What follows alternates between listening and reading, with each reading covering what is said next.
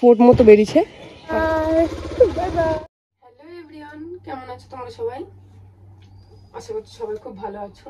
আর আমি তো জানো ভালো নেই, কারণ আমি ততদিনই ভালো থাকবো না যতদিন না আমার ভ্লগ ভিডিও তোমরা সবাই দেখছো। আর এখান থেকে আমার ভ্লগটা স্টার্ট করছি আজকে।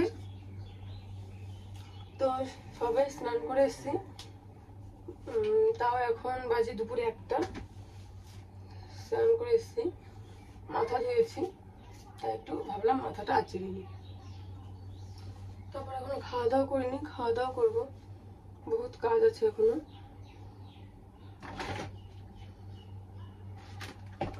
তারপরে দেখো স্নান করে আসার পরে সিঁদুর। আমাদের যেসব বাঙালিদের মেয়েদের বিয়ে হয় তারা কিন্তু সিঁদুর পরতেই হয়।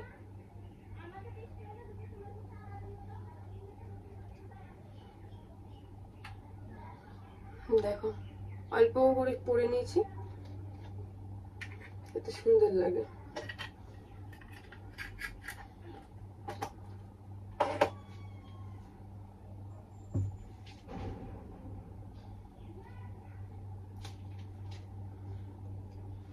এখন হচ্ছে আমি খাবো মাছের তরকারি দিয়ে ভাত। দেখো মাছটা কাতলা মাছ। এখন হচ্ছে সন্ধ্যাবেলার টাইম, আর হঠাৎ করে মেয়েকে নিয়ে ছুটতে হচ্ছে হাসপাতালে। আর দেখো মাম্মির অবস্থা দেখো, এখানে একটা ফোড়া বেরিয়েছে, ফোট মতো বেরিয়েছে। আর এখন ওর গা হচ্ছে একটু গরম গরম, জ্বর জ্বর ভাব, তাই নিয়ে যাচ্ছে ডাক্তারের কাছে। এখন যাবো, তোমাদের দাদা ভাই রেডি হয়ে গেছে আর আম্মু পুরো রেডি হয়ে গেছে, আর বেরিয়ে পড়েছি বাড়ির থেকে। এখন যাবো।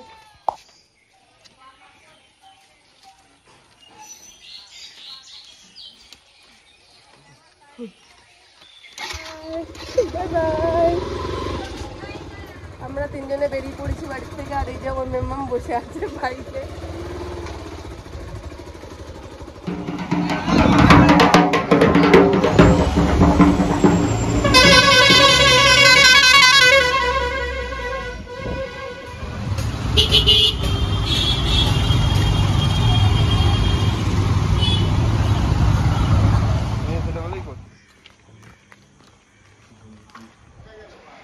আমরা এখন হসপিটালের সামনে বসে আছি, আর আমার মামাটাও ডাক্তার দেখানো হয়ে গেছে। দেখো ফোর্টটা, ওর ওখানে ফোর্ট বেরিয়েছে, জ্বর এসেছিল। এখন ওষুধের দোকানে বসে যাচ্ছি, ওষুধ নেবো। ওষুধের দোকান বসে রয়েছি, ওষুধ নেবো। তোমাদের দাদা ভাই গেল টাকা তুলতে, টাকা মানে ক্যাশ নেই, অনলাইনে টাকা তুলতে গেল, ওষুধ নেবো। মামাটা বসে আছে, তারপরে একটু পরে বাড়ি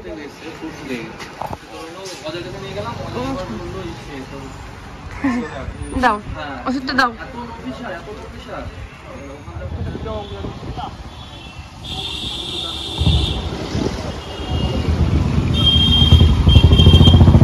ফার্স্ট টাইম এই গাড়িগুলো।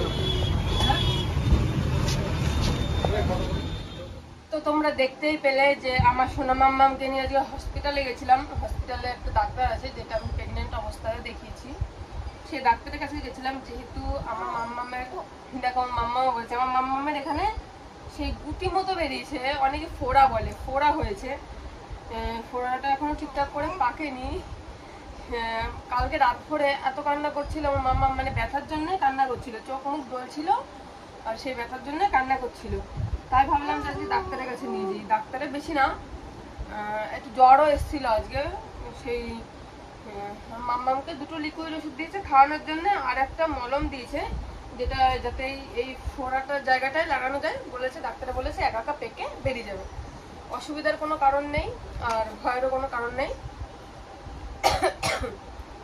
আমার মাম্মাম আকাম করতে ব্যস্ত। আর এতদিন ধরে তোমরা যেটা জানতে চাচ্ছিলে আমার কাছে, অনেকেও কমেন্ট করেছো।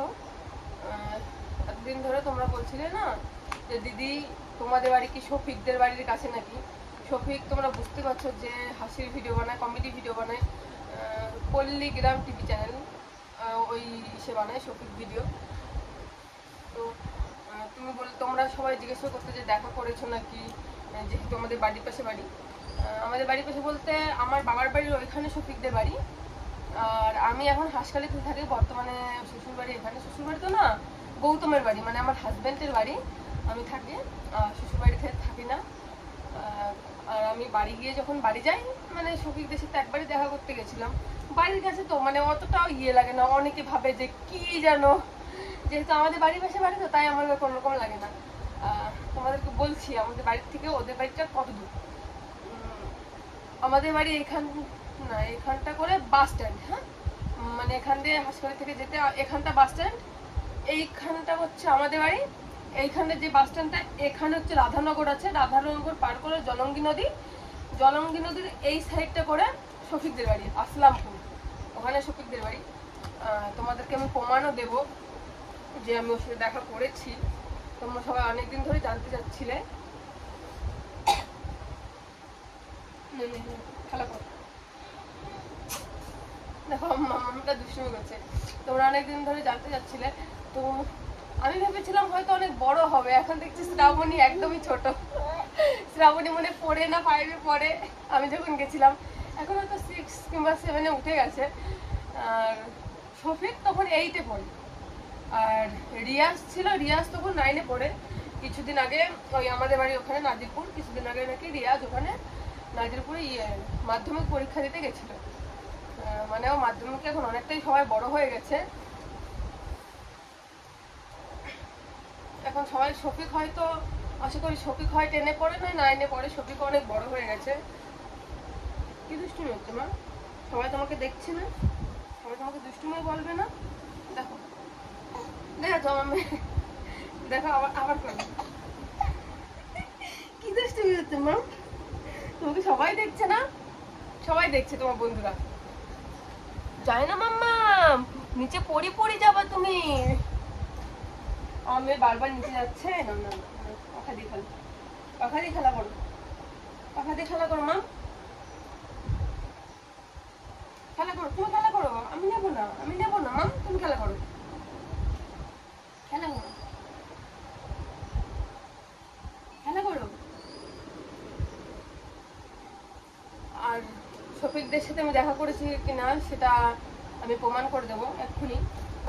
আমার ছবি দেওয়া আছে, হচ্ছে একটা ছবি আছে, একটা না, একটা ছবি আছে শফিকের সাথে, একটা ছবি আছে শ্রাবণীর সঙ্গে, একটা ছবি আছে ইয়াসিনের সঙ্গে, আর একটা ছবি আছে বিশুর সঙ্গে, আর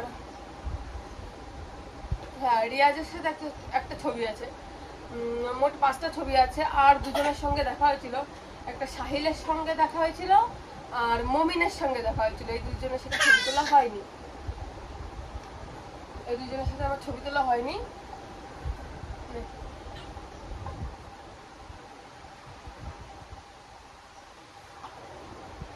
মানে এই দুজন কি বলতো, গিয়ে বিশু আমাকে বলছে ছবি তুলবেন, ছবি তুলবেন। বিশু বিশাল ছটপটে। আর দেখি সাহিলকে ডেকেছিলাম, সাহিল চলে গেছিল, ছোট মানুষ চলে গেছিল। আর মমিন সাইকেল নিয়ে দেখছি, সাইকেল নিয়ে ঘুরে বেড়াচ্ছিল মমিন। আর বাদবাকি সদস্যের সাথে দেখা হয়নি, যেহেতু একদিন হঠাৎ করে চলে গেছি, যেহেতু বেশি দূর না তো বাড়ি, তাই চলে গেছিলাম। মেয়েটা আমার জ্বালাচ্ছে, তো তোমরা গিয়ে দেখে আসো। মানে আমি ছবি দিচ্ছি তোমাদেরকে, তোমরা গিয়ে দেখো আমি কার কার সঙ্গে দেখা করেছি, যা দেখে আসো। এটা হচ্ছে শ্রাবণী, আর এটা হচ্ছে বিশু, আর এটা হচ্ছে রিয়াজ, আর এটা আমাদের ইয়াসিন, আর এটা হচ্ছে আমাদের সবার প্রিয় শফিক। তোমরা প্রমাণ সমেত প্রমাণ হলো তো যে আমি শফিকের সাথে দেখা করেছি। ছবিগুলো কেমন লাগলো অবশ্যই বলো। আর মানে আমার বোনু অনেকবার জেদ করছিল যে দিদি শফিকদের বাড়ি নিয়ে চলো, শফিকদের বাড়ি নিয়ে চলো। আমি বলেছিলাম হ্যাঁ বোনু নিয়ে যাবো, তারপরে বোনকে আর নিয়ে যাওয়া হলো না। বোন এখন অনেকটাই বড় হয়ে গেছে, বোনকে পরে নিয়ে যাবো। মাম তুমি কি শফিকের ফ্যান হবে নাকি? তো আমি এত বড় হয়ে গেছি, আমি তাও শফিকদের ভিডিও দেখি, ভালোই লাগে আমার দেখতে। আর তোমরা ঠাকুরের কাছে একটু বলো যে আমার মেয়ে যেন একটু তাড়াতাড়ি সুস্থ হয়ে যায়, এই কপালে যেই ফোঁটটা বেরিয়েছে ওই ফোঁটটাও যেন তাড়াতাড়ি কমে যায়। মানে আমার ভালোই লাগছে না, ফোঁট বেরিয়েছে। তো দেখো এই পাখাটা তো ভীষণ খতরনাক মাম্মাম, দেখো পাখায় কিভাবে পেরেকটা বেরিয়ে রয়েছে। এই পেরেকটা মাম্মাম তোমার কাছে যায়নি, তো দেখতে হবে। সকালবেলা আজকে সকালবেলা করে ওই আমার সোনা মাম্মামের খুব যন্ত্রণা করছিল, তো তাই জন্য গেছিলাম এই ডাক্তারের কাছে। গৌতম গেছিল, তোমাদের দাদা ভাই গেছিল ডাক্তারের কাছে। এই ডাক্তার নাকি মানে ওষুধ দেয়নি, একটা ডাক্তার প্রেসক্রিপশন ছাড়া ওষুধ দেয়নি। এই ফোর্ট বেরিয়েছে, যন্ত্রণায় কাঁদছে, একটা জ্বরের ওষুধ তো দিতে পারতো, সেই ডাক্তারটা দেয়নি।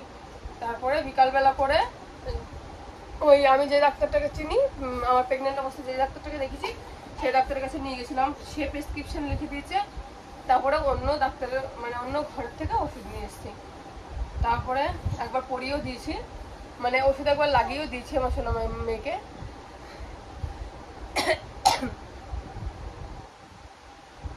আমার মেয়ে ওই কোনায় গিয়ে ফোন ধরার চিন্তা করছে। বসো মা, পড়ে যাবা পড়ে যাবা পড়ে যাবা, সবাই তোমাকে দেখছে না, ওই দেখো।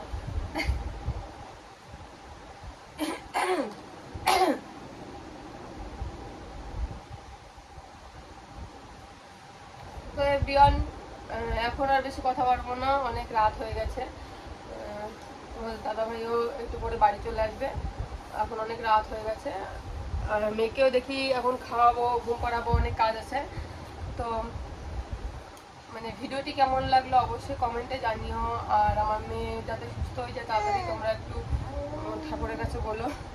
দেখো আমি যে কাজল দিয়ে ডিম্পলের ভিডিও বানাই, আমার মেয়ে সেই কাজল দুধ নিয়ে খেলছে,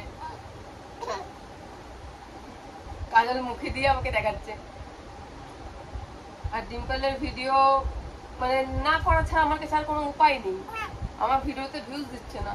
তোমরা যদি একটু দেখো, একটু মানে তোমরা যদি একটু সাহায্য করো তাহলে ভিডিওতে ভিউজ দেবে ভালো। তোমরা একটু সাহায্য করো, একটু হেল্প করো, একটু বড় ভিডিওতে সাপোর্ট করো তোমরা, তাহলে একদিন হয়তো সত্যির সাথে গিয়ে ভিডিও বানাবো, তারপর তোমাদেরকে দেখাবো। দেখো আমার মেয়ে দাঁড়িয়ে রয়েছে, আমার মেয়ের সামনে গিয়ে দাঁড়ালো। তো এভরিওয়ান, ভিডিওটি একটু লাইক কমেন্ট শেয়ার করে দিও, যেহেতু আমার বড় ভিডিওতে একটু ভিউজই হয় না। তোমাদেরকে আমার আর কিছু বলার নেই, তোমরা আমার ভিডিও দেখো না ঠিকঠাক করে, মানে আমার আর কোনো বলার ভাষা নেই যে কি হবে এরপরে। আমি চাই তোমরা একটু সাপোর্ট করো, একটু সাহায্য করো, একটু হেল্প করো, যাতে একটু ভিউজ হয়, তারপরে তোমরা সাপোর্ট করবে। তো এখন আর বেশি কথা বাড়াবো না, তো সবাই ভালো থেকো। এখন বাই বাই, আমার মেয়েটাও জ্বালাচ্ছে। তো সবাই বাই বাই, ভালো থেকো, দেখা হচ্ছে নেক্সট ভ্লগ ভিডিওতে।